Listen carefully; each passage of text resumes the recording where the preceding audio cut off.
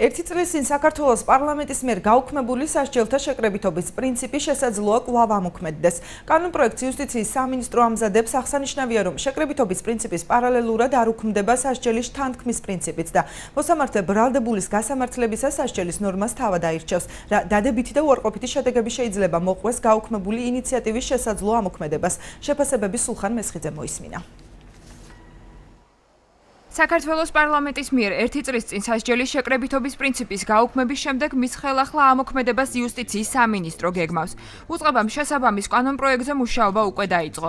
იუსტიციის სამინისტროში განმარტავენ, რომ ყველას მიაჩნია, რომ ეს პრინციპი უნდა შეიცვალოს ისევ ალტერნატიული მიდგომის პრინციპით, რათა ყოველ ცალკეულ შემთხვევაში საქმის ინდივიდუალური გარემოებებიდან გამომდინარე მოსამართლემ თავად გადაწყვიტოს, რომელი პრინციპი გამოიყენოს სასჯელის ნაწილობრივი შეკრების, მთლიანი შეკრების თუ შთანთქმის პრინციპი.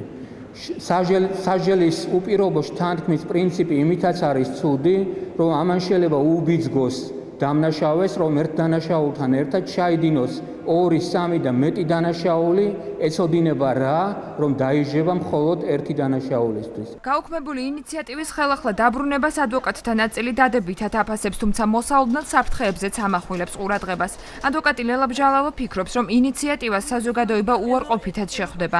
ადვოკატ ირაკლი შავაძის თქმით კი ჩნდება რისკი, რომ მოსამართლეების გადაწყვეტილებაზე გავლენის მოხდენას პოლიტიკური ძალები შეეცდებიან. სასამართლო ბოლომდე მაინც ვერ არის დამოუკიდებელი და შეიძლება რიგ შემთხვევებში მივიღოთ ის, რომ გარკვეული პირები ვისი სურვილიც ექნებათ დასაჯონ ძალიან მკაცრად, ხოლო სხვა შემთხვევაში არ იქნეს გამოყენებული შეკრების წესი.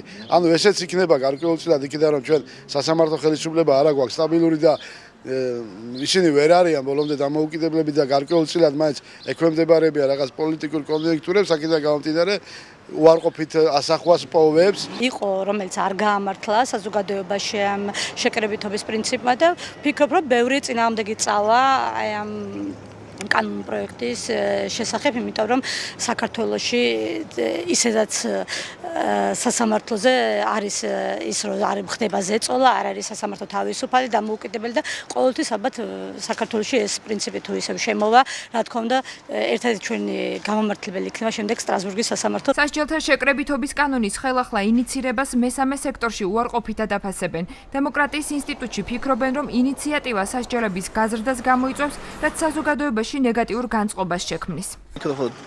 ჯერობით სასამართლოს დამოუკიდებლობის დონეზე არ არის ასრულებელი, ასეთი ცვლილება იქნეს განხორციელებული სასამართლოს კოდექსში. დღევანდელი რეალობიდან გამომდინარე შთანთქმის პრინციპი აუცილებელია. რაც შეეხება გუშინ რაც მოვისმინეთ შთანთქმის პრინციპის გაუქმებას და ისევ შეკრებითობის დაბრუნებას, რა თქმა უნდა, ამ ცვლილებას არ მივესალმებით, ვინაიდან ამან შეიძლება გამოიწვიოს სასჯელთა საკმაოდ დიდი სასჯელები ბრალდებულების მიმართ, რამაც შეიძლება გარკვეული უსამართლობის განცდა წარმოიშვას. საქართველოს პარლამენტის მიერ სასჯელის შეკრებითობის პრინციპის აღდგენის პარალელურად შთანთქმის პრინციპიც იმოქმედებს. მოსამართლე კი ბრალდებულის გასამართლებისას სასჯელის ნორმას თავად აირჩევს.